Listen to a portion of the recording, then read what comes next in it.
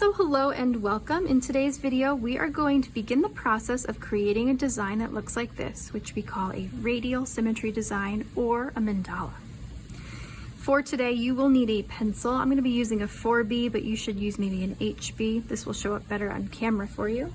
And you will need a square piece of paper, some kind of thin paper that we're going to fold and design to create our final design here.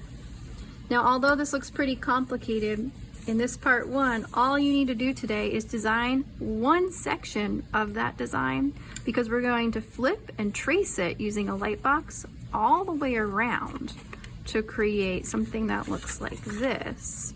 Then we'll trace it onto our final paper and add our colored material. In this case, that will be colored pencil. The first decision you must make is, for this project, is if you want your design to have more shapes like this, or if you wanted your design to say something. So here I have a design section that just says art, right? So if you take a look, we're doing bubble letters, right? And if I flip that in this direction, it starts to create some shapes within itself. Now at first you can totally read that, but as it starts to take form all the way around, and once you add color, it can start to look pretty cool, more like a design and less like a word or a sentence. So keep that in mind. That's your first choice if you want to use bubble letters or if you wanted to use shapes. All right. I would do some brainstorming if you're going to be using letters about what you want to say and why. But you will need a piece of paper that we're going to fold up. So that's what I'm going to show you how to do now.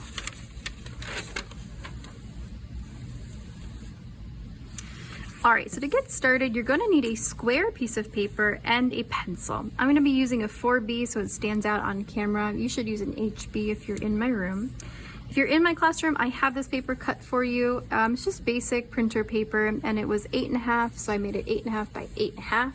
If you are at home or doing this outside of my class, you will just need to cut down your paper from a rectangle to a square. We're going to need to fold this up so we can see just that one little section, right? That one section there. So that means if we take a look, this was folded in half vertically, in half horizontally, and then into a triangle. The only thing we need to do is we need to keep track of this inner circle. All right, so we'll talk more about that in just a second. All right, so first things first, take your paper and fold it in half. Line it up, make sure it is correct. Fold it in half, crease it nice. And then don't open it back up, keep it folded, and fold it in half again to an even smaller square. If I open this up, you should see it has 4 sections. We want 8 sections. So we're gonna fold it in half diagonally, but fold it back up to where it was, and then fold it over. So I'm gonna bring this section to this side here. This fold is important. So all my stuff's on the outside.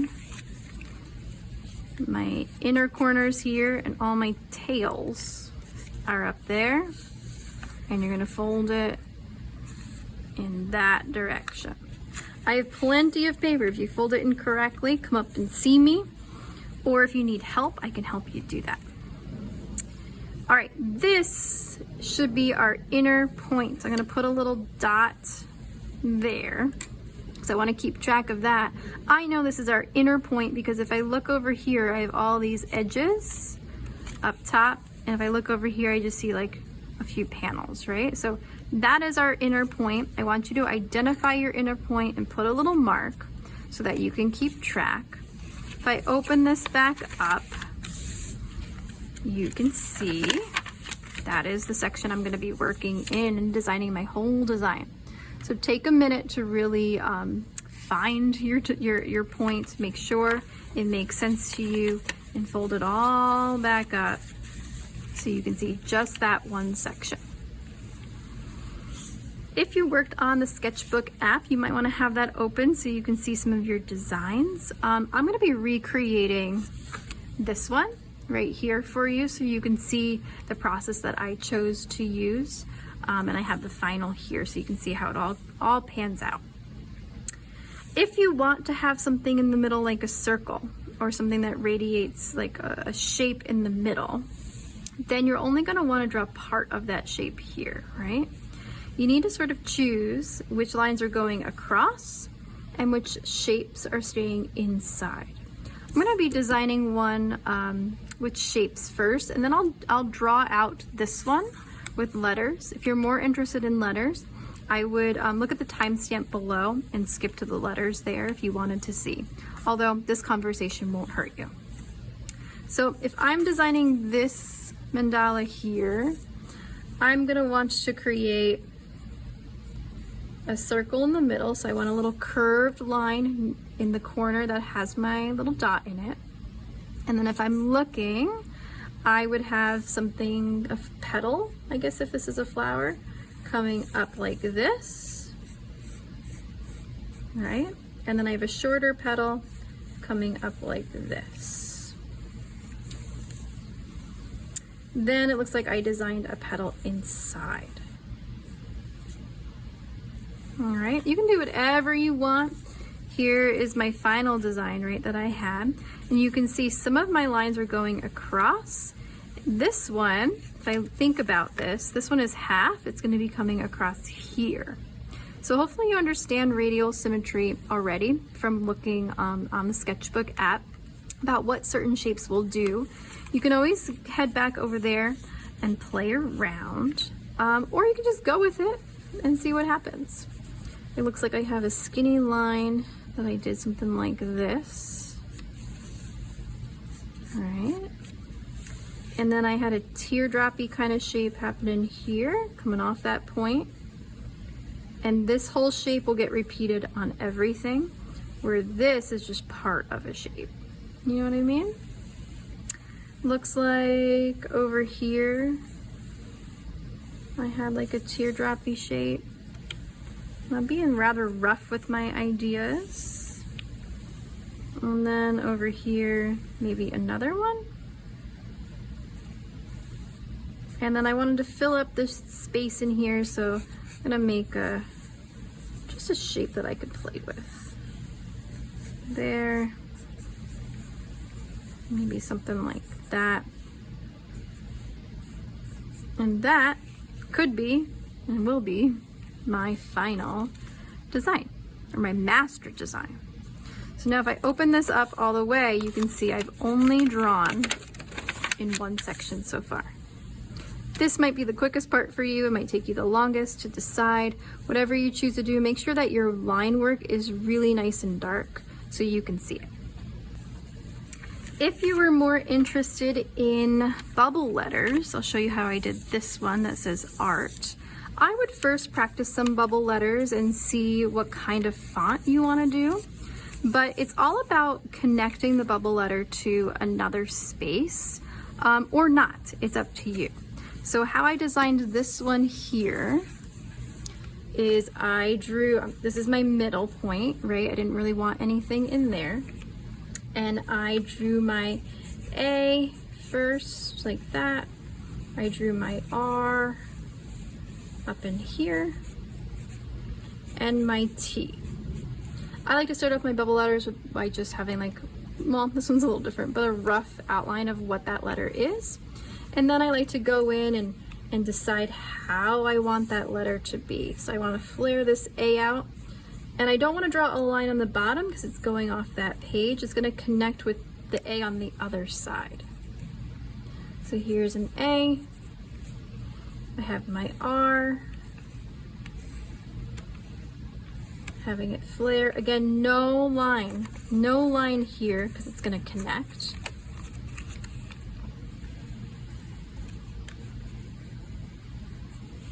And my T, I'm going to come in, give it a little flare to itself. And so it'll connect with the T here and there. All right. Now, the letters especially are always a surprise when you start to flip them around. If you see This connection here is gonna pair with that T, and that's what makes it look really cool. These R's going to connect there and there. And if you wanted to do something a little different over in here, maybe I wanted to put like art, right? That could be kind of fun. They'll just sort of be floating, which is also interesting. Up to you. Spend some quality time with these designs here because this will be repeated everywhere and you want to make sure you like it. All right, I'm going to move forward with this one, and this is the point where you're going to need to start to use the light box, or you are going to need to use the windows. I only have a couple light boxes in the room. The windows work just fine. If you are using a light box in my room to turn it on, there's this toggle on the side. You're going to click and hold it down for a minute or two till it lights up a little bit, and then let go. When you're done, you're gonna turn it off. Okay, so click and hold, turn that on. You're gonna have to stand at that light box for quite a while, but you wanna make sure you fold your paper correctly. So I'm gonna transfer this design from here to this side. I don't wanna trace it on the back. That won't do anything for me. So if I come here and I start tracing, I don't know why, like sometimes it happens. Don't draw it on the back. You wanna draw it over here. So I'm gonna open my paper up, and I'm gonna fold it over like this, and I'm gonna trace on this side quick. I'm gonna do it quick, and I'm gonna speed it up for you.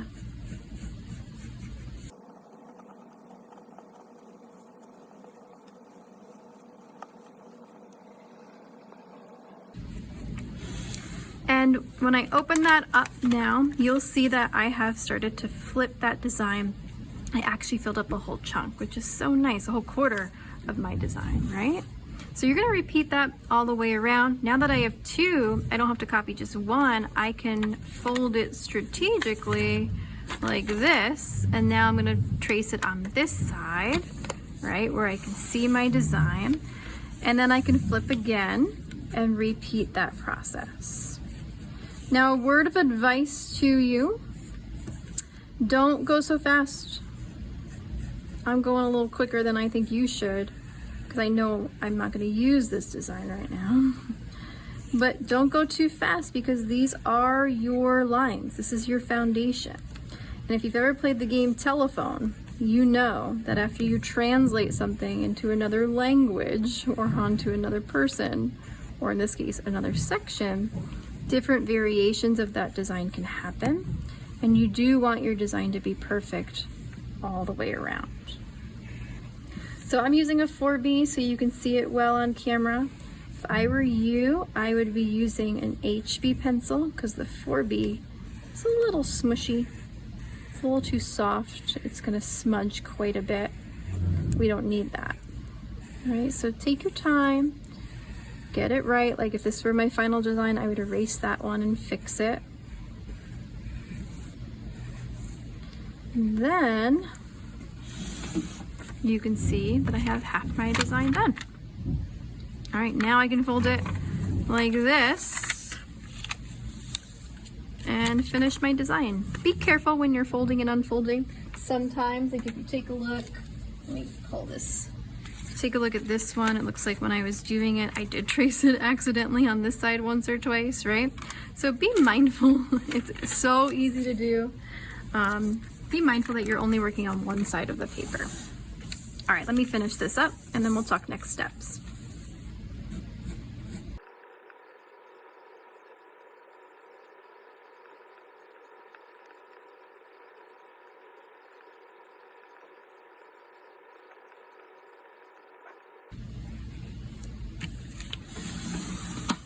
Okay, so if I open this up now, I have my final design, and you can see by this little dot, that is the one section that we started with. That's quite nice. So if you're at this stage, you are ready to trace this onto your final paper. But before you do, I want to encourage you to take a moment and look at your design and see if you really like it. There might be some things that you went too fast with. You do want to make sure that all your shapes are the same, whether they're on one side or the other. So if we take a look at this shape is a little bit bigger, a little bit smoother than this one down here. Got a little squished. That happens because of the way we're tracing, and folding our paper. So just be mindful, now is the time to make adjustments. If you're ready, I want you to come see me, and I'm gonna give you some nicer drawing paper. It's thicker and it's not gonna be folded up. You're gonna come to me, I am going to tape these together for you, and then I'm gonna send you back to the light box or the window so that you can trace it on. Here's the one that I made here, and you can see this is traced on nice and neat to the final paper. Then you're ready to start to think about color, start to plan your color. You'll find that information in the next video. I can't wait to see your mandala designs and to talk about color in the future. Please let me know if you have any questions. If you're in person with me, come check it out.